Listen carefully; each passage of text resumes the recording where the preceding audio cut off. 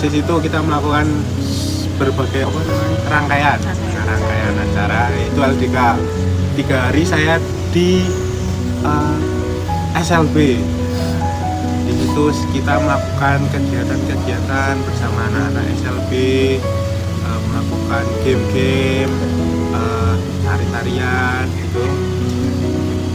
Saya di sana merasa terharu dan sedikit iri ya teman-teman. Kenapa? Karena di sana itu ada anak SLB yang dia mohon maaf tidak bisa melihat, tapi dia bisa bermain alat musik. Wah, alat musiknya tuh piano. Karena dia bermain alat musik piano, kalau nggak salah malah sama gitar. Dia bisa main 2 alat musik. Saya merasa iri. Kenapa? Karena dia yang mempunyai kekurangan, dia bisa bermain alat musik, tetapi saya yang mempunyai tubuh yang utuh dan normal, saya tidak bisa bermain alat musik. Saya merasa iri. Di situ saya insecure pada mereka.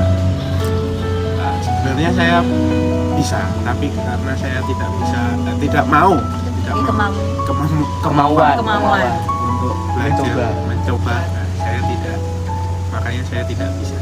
Sebenarnya saya bisa. Jadi aku bakal cerita tentang kegiatan aku dan teman-teman berkunjung di salah satu SLB di daerah tempat aku tinggal.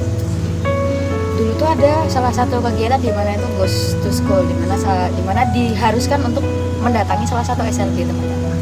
Akhirnya kita memilih salah satu SLB yang memang strategis dan memang cocok dan bisa biasanya dikunjungi, dan kita udah mengurusi izin dan segala macam, sudah selesai. Dan akhirnya saya dan teman-teman pun memutuskan untuk berkegiatan di sana. Kami menemani anak-anak difabel untuk jalan sehat, jalan santai, lalu ada menggambar, ada mewarnai dan mendengarkan cerita. Di situ tentu banyak sekali teman-teman difabel kita yang memiliki keberagaman gitu kan ya. Ada yang tunanetra, ada yang tunabicara, tunarungu, dan ada yang juga Down syndrome atau memiliki kecenderungan autis. Namun teman-teman dari hal tersebut itu saya memiliki kesadaran gitu. Kesadarannya kenapa? Karena ternyata itu mungkin terkadang kita sering mendengar kalau mungkin dari stigma masyarakat ya, merasakan kalau bahwa tuh mereka tuh nggak normal, mereka tuh cacat, mereka tuh itu. Tapi sebenarnya tuh Tuhan menciptakan mereka itu untuk sesuatu yang baik gitu loh. Walaupun dia mungkin memiliki kekurangan gitu ya, tapi Tuhan memberikan suatu kelebihan yang luar biasa gitu loh. Sama juga seperti kita gitu kan, kita juga hidup dalam tidak luput dari kekurangan dan kelebihan gitu. Kita mungkin punya kekurangan yang nggak sama teman-teman, tapi kita punya kelebihan juga, dan sama juga sama mereka gitu loh. Kadang aku agak kurang suka tentang orang berpendapat kayak mereka tuh nggak normal, mereka tuh aneh, mereka tuh jijik atau apa. Itu aku sangat nggak enak gitu loh. Dan salah satu yang bikin aku terketuk juga di sana, orang-orang tua di sana itu sangat care sekali, sangat sabar sekali untuk menghadapi anaknya yang seperti itu. Terkadang orang tua itu apa ya, mungkin kita ngerasa kayak orang tua kita kayak apa sih kayak gini sih, tapi di sana itu saya melihat bahwa ketulusan orang tua dalam menghadapi anaknya, dalam kesabarannya, dalam merawat anaknya itu sangat luar biasa gitu loh. Dan saya juga bikin kayak ternyata selama ini orang tua aku sama loh kayak gitu juga. Saya ngerasa bahwa kekurangan itu bukan sesuatu hal yang apa ya, sesuatu hal yang merupakan kegagalan dan sesuatu yang tidak bisa dibanggakan gitu. Padahal sebuah kekurangan itu bisa menjadi sesuatu dorongan kita untuk menjadi lebih baik lagi.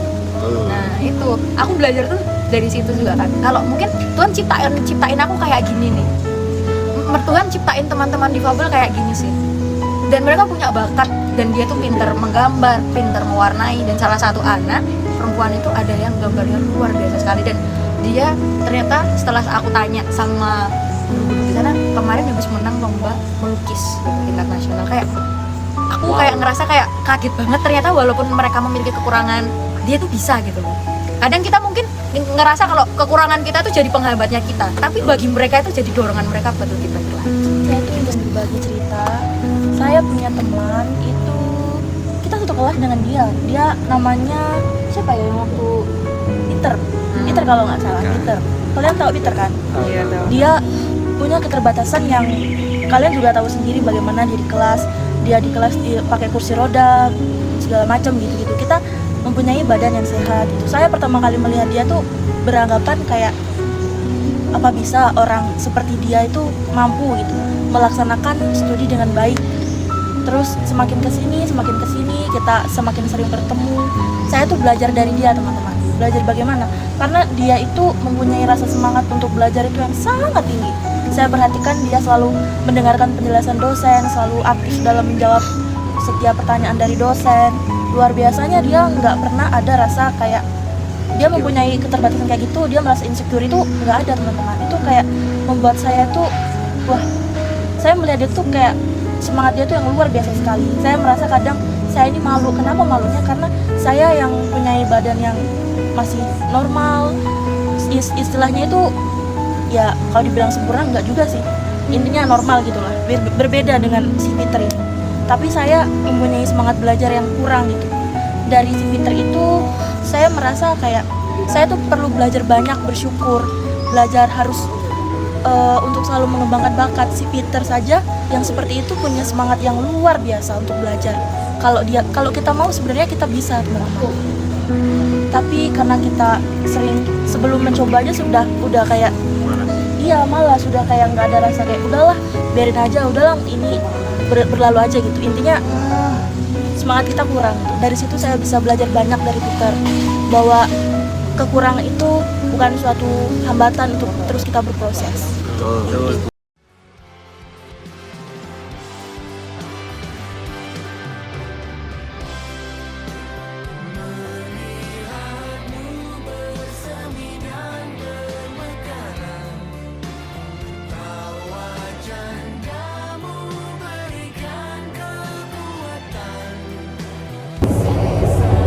Sejak dalam kandungan, Tuhan sudah menenun kita dengan kasih dan tujuan yang indah.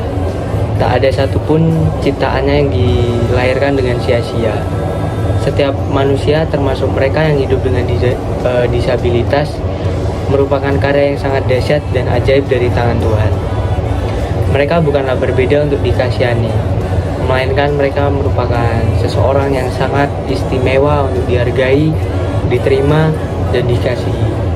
Karena di dalam setiap keterbatasan terdapat kekuatan, dan di dalam kelemahan terdapat keindahan yang sudah Tuhan nyatakan.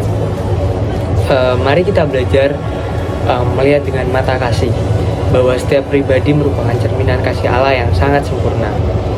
Karena seperti tertulis dalam Mazmur bab 139 ayat 13-14 tertulis bahwa aku bersyukur kepadamu oleh karena kejadianku sangat dahsyat dan ajaib kasih-Mu.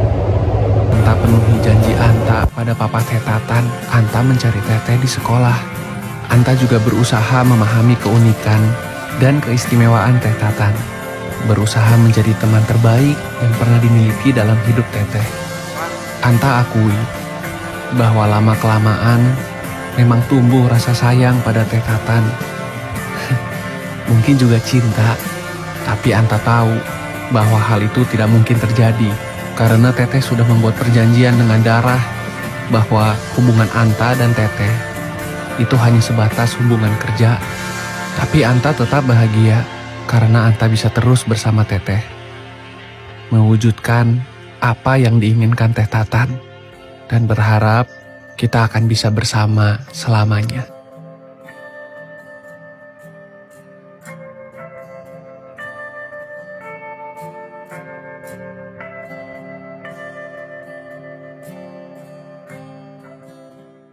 Pengalaman saya yang pernah berjumpa organis yang tunanetra tetapi mengiringi dengan bagus, bahkan di luar ekspektasi saya, dan dia berhasil menyelesaikan S1 dengan keadaan tunanetra itu membuat saya mengingat sebuah kutipan dalam 2 Korintus bab 12 ayat 9 yang berbunyi, sebab justru dalam kelemahan kuasaku menjadi sempurna. Ayat ini menegaskan pada kita bahwa Tuhan berkarya melalui keterbatasan kita. Hal serupa juga tercermin dalam film Ananta, di mana tokoh Tania ini yang terlihat kuat dan keras kepala justru malah mendapat pergulatan batin yang mendalam. Kehadiran Ananta membuat Tania berubah dari yang awalnya introvert, tertutup, sekarang lebih terbuka. Hal ini sama seperti Organis dengan tunanetra tadi.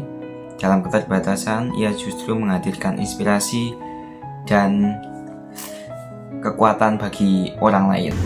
Mungkin itu tadi sharing-sharing dari kelompok kami. Jika ada salah-salah kata, mohon dimaafkan karena kita bukan manusia yang Sempurna. Bukan Nabi Boy. Bukan Nabi.